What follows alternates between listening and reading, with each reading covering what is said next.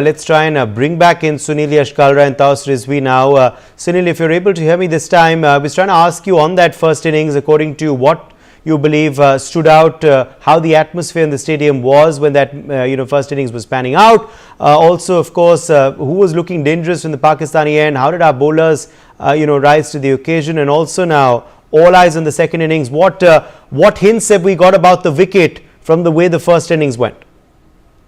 Well, it could have been a barber show all throughout, because the way he was batting, middling the deliveries, it came out pretty much that it is going to be a Babar and a Rizwan show. However, they were mistiming on most of the occasions, and that's where they lost their wickets. It's a great parallel to what the first match was between India and Bangladesh. Remember, Bangladesh lost their second 5 wicket in the last overs, and they were bowled out at 49.4. So there's a great similarity.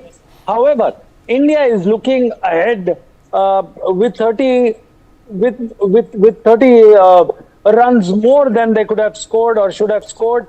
Unfortunately, the game tilted towards the Pakistan thing, but they came back. Indians came back with a great vengeance, and they constricted like a python. Me and Toss were there at the media house, and at the backdrop we heard Wasim Akram, the great Wasim Akram, say, and Sarfraz say that if it's 250, it could have been a much worse situation for India. But for now, it's still looking tough. The atmosphere was electric. Over to you, Toss. Absolutely, it was an electrifying atmosphere. I mean, people were there, out there, cheering every ball, every wicket, every runs. But then when you talk about cricket, I mean, that was fans, definitely. Absolutely. I mean, the number of fans was huge. I mean, it was almost packed. I would say there were a few empty seats, but that's okay. I would say ODI cricket, I mean, this is peak. I mean, this is something very, very interesting. It's going to be an interesting contest. And I find India to change that very, very easily, because we have the lineup, we have the potential, we have the batter to do it. Uday, you've got to take Rohit and Virat out of this context, because in the last 10 innings, they haven't scored much, and there is the problem stands. And therefore, we have to tell you that it's a little tight game. Remember, the lights are on, it's become little windy, and it's become little calmer as compared to the sun. I don't know what Toss feels. I don't think so. You have to take them out of the equation, because it was Rohit Sharma in the previous game who got that start.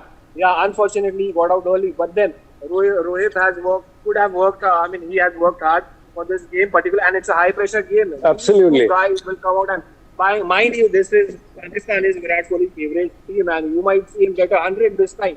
Obviously, I mean, putting too much burden on Shubman Gill is unfair. So I think these two guys have to stand up, put their hands up, take the team through, because 241, yeah, it's a difficult wicket to bat on, but it's a target to be achieved, because we have 50 overs. 4.34 has been the average for team batting first in the last 20 innings that we managed to look at. 6 years of data, can't go wrong. They are certainly 20 runs ahead of what Indians could have knocked them. But again, this is cricket. Anything can happen. Rohit can find his form back. Virat can see the ball coming in.